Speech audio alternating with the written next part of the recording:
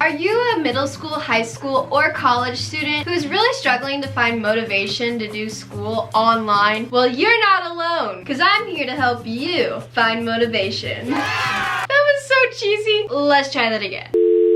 Hey guys, it's Tori, and I am here to answer the most asked question that have been flooding my DMs since quarantine started. How do I find motivation to do online school? Or can you give me some study tips for doing school online? I'm here to answer all of your questions, so without further ado, let's get started.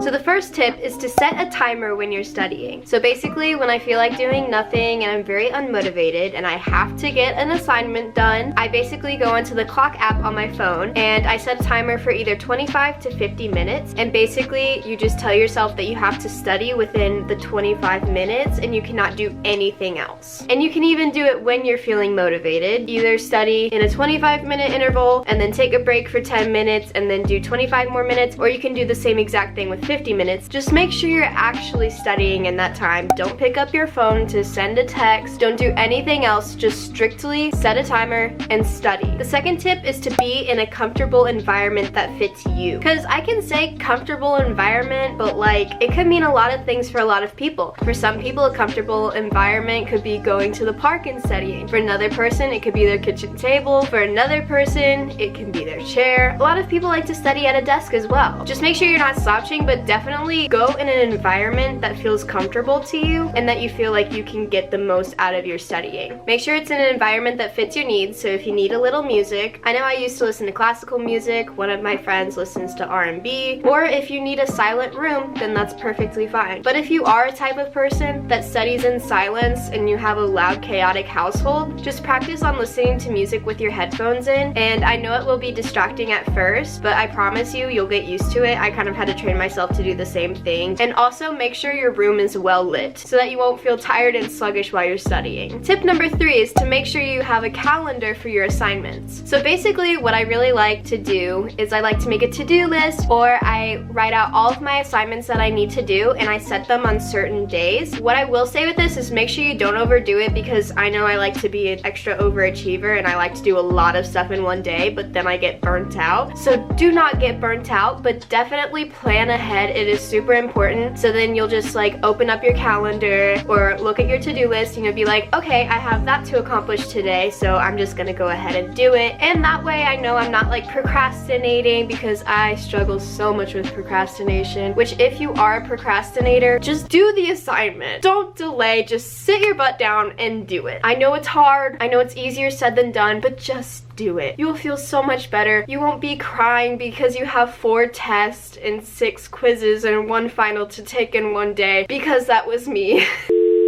Tip number 4 is find your study time. So what I mean by that is, when are you most creative and when are you most focused throughout the day? Some people are morning people and they feel like they can focus more in the mornings. Some people are better with studying at night. So just find what works for you. Try things out. Tip number 5 is to make sure you eat a good meal before studying, or at least a snack. Eat an apple, not chips, not something that will make you feel sluggish. Tip number 6 is to take notes. Taking notes will help you retain the information and will get you a little more into the groove of studying. Basically what I like to do for taking notes is I like to go on my phone and use my notes and use voice dictation, so that way it just is way quicker than typing things out or writing things out on a paper. That's how I study most efficiently, because I'm a very slow reader and a slow writer. A lot of people also like to take notes on their laptop, so that is another good way. Or if you are more of a creative person and you're more of like a visual person, I definitely would say to write it out and like get creative with your notes. If you like to write in fancy handwriting or use drawings, illustrations, it'll get your brain into more of like a creative zone and it will feel less like studying and more like just being creative. So yeah.